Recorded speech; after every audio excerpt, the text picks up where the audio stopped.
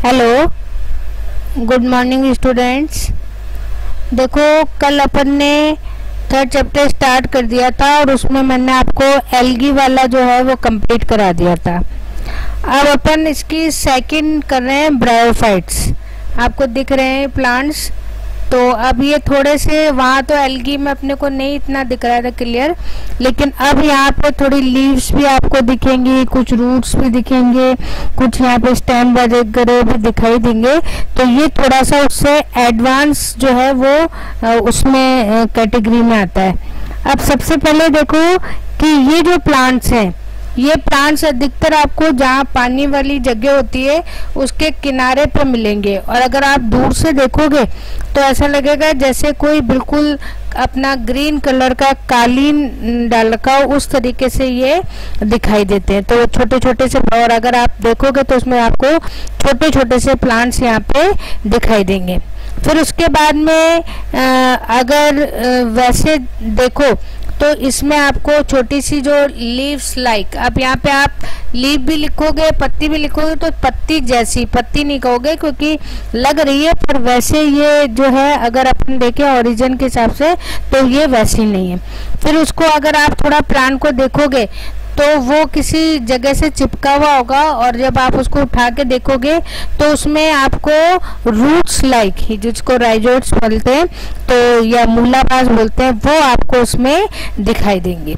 उसके बाद में देखो यहाँ पे, अब यहाँ पे थोड़ा सा इम्पोर्टेंट, हालांकि अपन आगे अभी लास्ट में इसका एक टॉपिक और पढ़ेंगे अपन, ऑल्टरनेशन ऑफ जनरेशन, या जिसे पीढ़ी एकांतरण बोलते हैं। तो जितने भी लिविंग हैं उनको लोअर कैटेगरी को आप छोड़ दीजिए, बाकी हायर कैटेगरी में आपको उनकी पूरी की पूरी लाइफ जो है 2 जनरेशन में मिलेगी। एक तो होता है जिसको अपन गैमेटोफाइट बोलते हैं, हिंदी में बोलते हैं युग्मोद्भिद, और दूसरी होती है स्पोरोफाइट जिसको अपन बोलते हैं बीजाणुद्भिद। तो इस तरीके से जो है इसमें भी अब यहाँ से आपको ये चीजें दिखाई देने लगेंगी। तो यहाँ पे जो है हालांकि वहाँ एल्गी में भी जो है सब तरह के जो है रिप्रोडक्शन हो रहे थे, लेकिन यहाँ पे आपको थोड़ा सा और भी क्लियर दिखाई देगा। अब इसकी जो कहना चाहिए, अगर मेन अगर आप देखो जनरेशन, तो वो जनरेशन कैसी होती है, हैप्लॉइड। कल मैंने आपको हैप्लॉइड और डिप्लॉइड बताया था। तो हैप्लॉइड जो अगुणित एन, स्मॉल एन जो स्टेज होती है वो इसमें मुख्य होती है, मेन दिखाई देती है, और इनसे गैमेट फॉर्मेशन होते हैं। तो इसको क्या बोलते हैं, गैमेटोफाइट या युग्मोद्भिद। और उसके बाद में जो है अगर अभी मैं आपको यहाँ पे दिखाऊंगी तो यहाँ पे आपको मेल और फीमेल जो है वो ऑर्गन भी दिखेंगे। तो जो मेल ऑर्गन होता है उसे तो बोलते हैं एंथीरिडिया, या हिंदी में बोलते हैं पूदानी, और जो दूसरा होता है फीमेल होता है उसे स्त्रीदानी या आर्किगोनिया। तो इस तरीके से यहाँ पे आपको क्लियर जो है दोनों मेल और फीमेल ऑर्गन यहाँ पे दिखाई देंगे। फिर अगर हम इसका मेल वो देखें, क्या कहना चाहिए, गैमेट, तो उसे बोलते हैं पुमंग, और ये बिल्कुल मोटाइल होते हैं। क्यों? क्योंकि इनके ऊपर 2 फ्लैजिला जो है वो मिलेगी, जबकि जो फीमेल है वो फीमेल फ्लास्क जैसी होती है, और ये जो है किसके अंदर होती है, जो उसका थैलस होता है उसके अंदर उसमें दिखाई देती है। फिर एक जो फीमेल है उस फ्लास्क में एक एग होता है, और फिर जो पुमंग या एंथीरिडिया है जो कि मेल गैमेट है वो क्योंकि मोटाइल होता है तो यहाँ आ जाता है, और उसके बाद में जो है इनका फर्टिलाइजेशन होता है। तो इस तरीके से यहाँ पर मिलेगी। फिर उसके बाद में जब फर्टिलाइजेशन हो जाएगा तो जाइगोट बन जाएगा, या जिसको अपन क्या बोलेंगे, युग्मनज बन जाएगा। और ये जो स्टेज है, ये स्टेज क्या कहलाती है, बीजाणुद्भिद या स्पोरोफाइट। लेकिन ये स्पोरोफाइट जो है वो बहुत कम होती है, थोड़ी सी देर के लिए होती है और उसके बाद में ये तुरंत जो है डिवाइड हो जाती है। इसमें मियोसिस डिवीजन होता है, क्योंकि ये 2n हो गई तो मियोसिस या जिसको अर्धसूत्री विभाजन कहते हैं वो तुरंत होता है। और इसमें कुछ सीड्स बनते हैं या जिनको आप स्पोर बोलते हैं, वो स्पोर बनते हैं और वो स्पोर जर्मिनेट होकर जो है गैमेटोफाइट को वापस से डेवलप कर देते हैं। तो इस तरीके से इनका ऑल्टरनेशन ऑफ जनरेशन या पीढ़ी एकांतरण चलता है। फिर उसके बाद में अपन थोड़ा सा देखें तो इसकी जो इकोनॉमिक इम्पोर्टेंस है वो दूसरे के हिसाब से थोड़ी सी आपको कम मिलेगी। अब जैसे यहाँ पे स्फैग्नम एक प्लांट है भी, आप इसमें देखेंगे भी, तो ये जो स्फैग्नम प्लांट है, ये स्फैग्नम प्लांट को एक तरीके से ये मान के चलिए कि ये कोल होता है, ये और कोल आपने केमिस्ट्री में पढ़ा भी होगा टाइप्स ऑफ कोल। तो ये पीट टाइप का कोयला होता है जिसको जो है लोग बाग जो समुद्र वगैरह के पास में रहते हैं तो वो उसमें जलाने, जैसे अपन लकड़ी जलाते हैं उस तरीके से जो है स्फैग्नम को यहाँ पर यूज किया जाता है।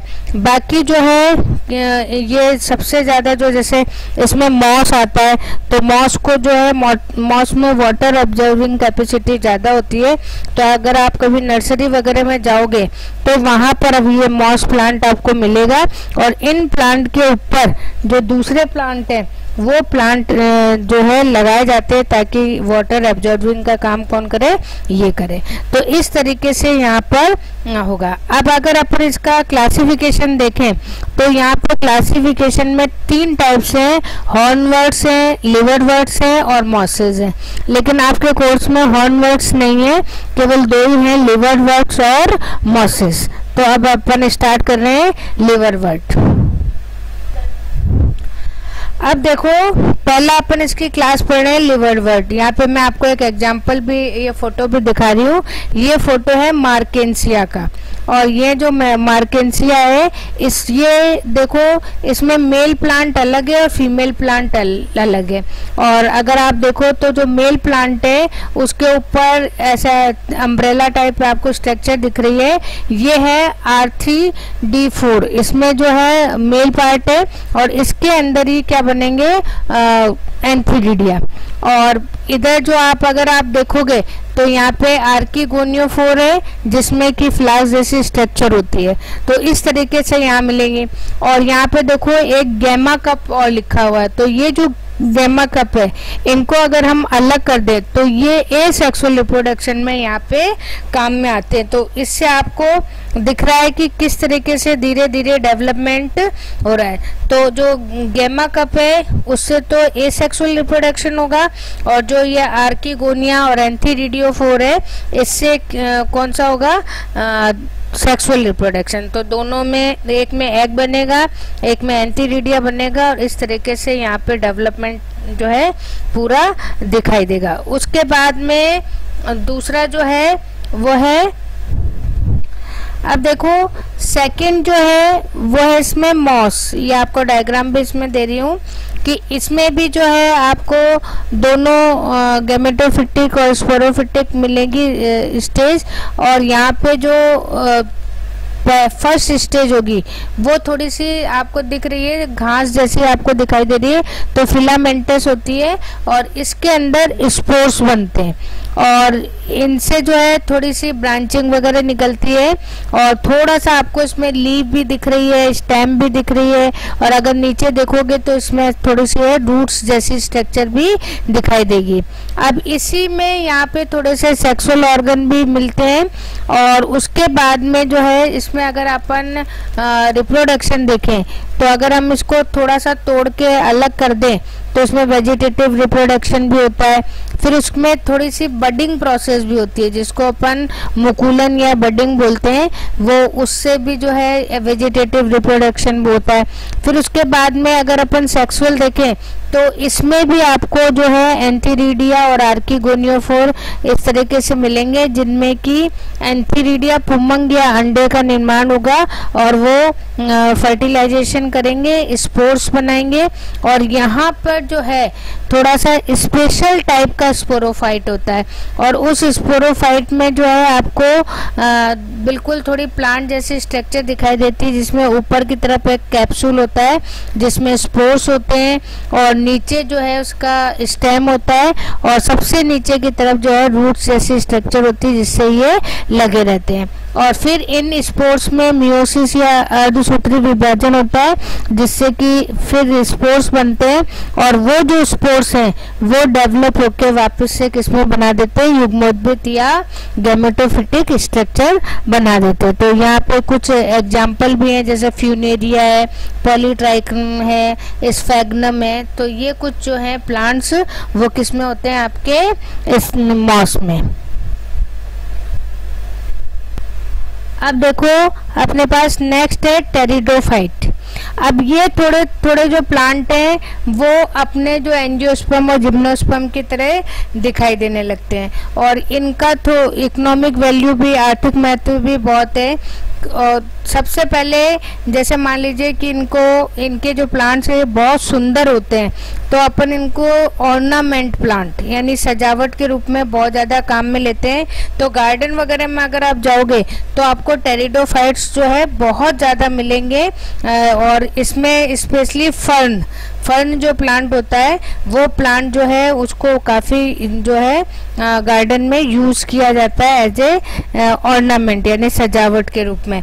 फिर उसके बाद में देखो ये जो प्लांट है, अभी तो ब्रायोफाइट आपने देखा तो उन्हें पानी का बहुत ज़्यादा जरूरत थी या पानी के आसपास मिलते हैं, लेकिन ये थोड़े से मिट्टी में या सॉइल में डेवलप होते हैं। अब यहाँ पे जो है पहली अवस्था इसमें भी वही होती है, पहली युग्मोद्भिद या गैमेटोफिटिक होती है, लेकिन इसकी जो मेन फेज है या स्टेज है वो कौन सी होती है, स्पोरोफाइट। और इसमें जो है आपको स्पोरोफाइट मतलब डिप्लॉइड स्टेज वो आपको मिलेगी।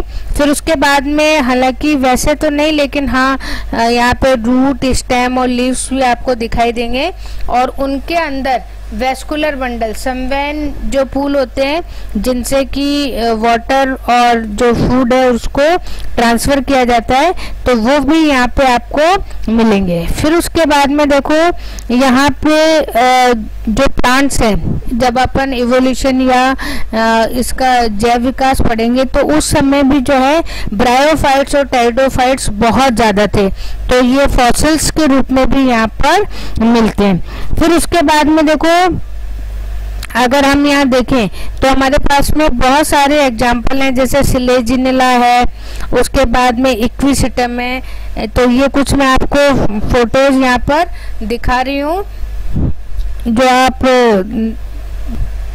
तो यहाँ पे कुछ आपको फोटोज हैं, वो फोटोज देखो, उसमें आपको काफ़ी जो डायग्राम है वो डायग्राम यहाँ पे दिखाई देंगे। अब यहाँ पे देखो सब जैसे अगर अपन इसका डिवीज़न भी देखें तो यहाँ पर इतना ज़्यादा आपके कोर्स में नहीं है, केवल आप इनके डायग्राम है, जैसे ये स्लेजिनेला है, टेरिस है, उसके बाद डायोप्टेरिस है, एडेंटम है, इक्विसिटम है, तो कुछ प्लांट्स हैं।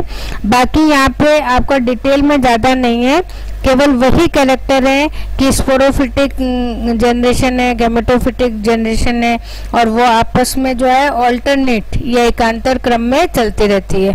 और यहाँ पे जब फर्टिलाइजेशन होता है या रिप्रोडक्शन होता है तो उस समय जो है मेल में एंटीरिडिया डेवलप होते हैं, फीमेल में एग डेवलप होते हैं।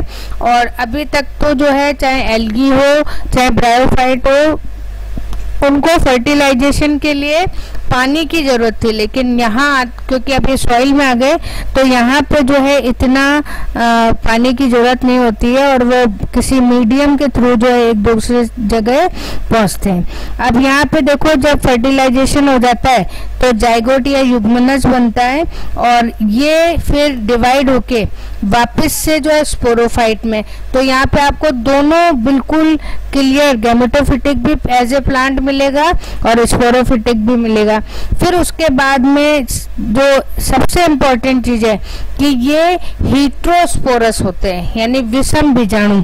यहाँ पे कुछ जो स्पोर्स हैं वो बड़े आकार के होते हैं और कुछ छोटे। तो ये यहाँ ध्यान रखना है, इसको इम्पोर्टेंट कर लेना है। कई बार आता है हीट्रोस्पोरी, तो हीट्रोस्पोरी किसमें मिलता है? आपके टेरिडोफाइट्स में, क्योंकि इनके जो स्पोर्स हैं उनके साइज कम और ज़्यादा होते हैं। अब यहाँ पे देखो उसके बाद में फर्टिलाइजेशन हो जाता है, नया प्लांट बन जाता है। तो ये जो ग्रुप है, ये ग्रुप स्टार्ट होता है किससे? सीड नेचर से। अभी तक तो अपने स्पोरी कह रहे थे, लेकिन धीरे धीरे ये किस में चेंज हो जाता है? सीड स्पोर्स में।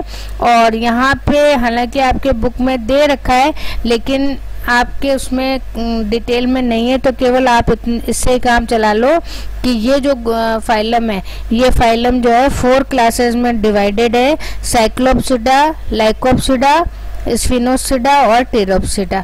तो यहाँ पे इस तरीके से ये आपका यहाँ पे आज कंप्लीट हो रहा है।